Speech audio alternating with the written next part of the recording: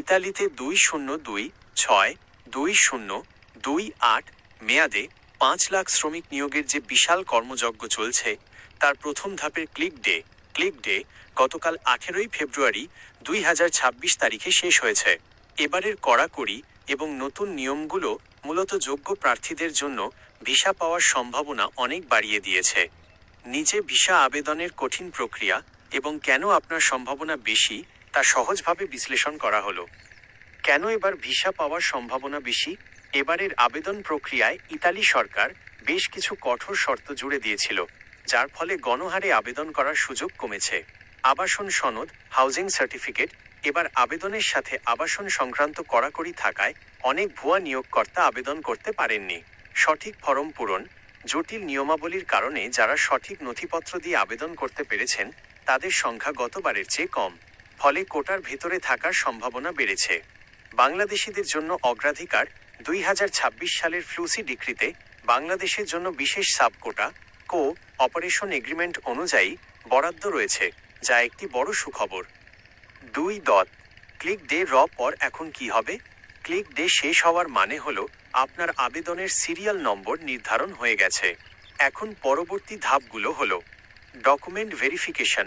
ইতালির স্বরাষ্ট্র মন্ত্রণালয়, ইন্টিরিয়র মিনিস্ট্রি এবং স্থানীয় এসইউআই অফিস আপনার নিয়োগকর্তার দেওয়া তথ্য ও আপনার পাসপোর্ট যাচাই করবে। নুলা ওস্তা যাচাই সফল হলে আপনার নিয়োগকর্তার ঠিকানায় নুলা ওস্তা বা অনাপত্তিপত্র ইস্যু করা হবে। এটি আসতে সাধারণত 30 থেকে 90 দিন বা তার বেশি সময় লাগতে পারে।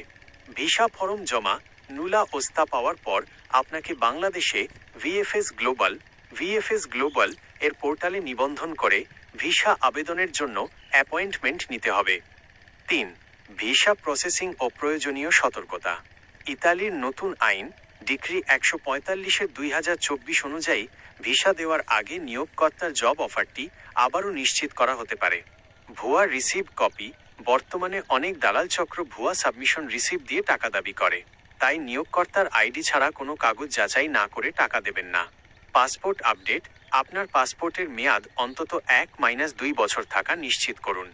আপনার জন্য পরবর্তী করণীয়, আপনার নিয়োগকর্তাকে বলুন তার পেক ইমেল, সার্টিফাইড ইমেল নিয়মিত চেক করতে। 2. আপনার আবেদনের সঠিক সাবমিশন টাইম, সেকেন্ড বা মিলিসেকেন্ড জেনে নিন, কারণ এটি নুলা ওস্তা পাওয়ার মূল ভিত্তি। আপনি কি আপনার সাবমিশন রিসিভ কপি বা অ্যাপ্লিকেশন আইডি হাতে পেয়েছেন? জানালে আমি সেটির পরবর্তী ধাপ সম্পর্কে আপনাকে আরও নিখুঁত ধারণা দিতে পারব। এই ভিডিওটিতে ক্লিক ডে পর নুলা ওস্তা আসা এবং পরবর্তী ভিসা আবেদনের ধাপগুলো বিস্তারিতভাবে ব্যাখ্যা করা হয়েছে, যা আপনার জন্য সহায়ক হবে।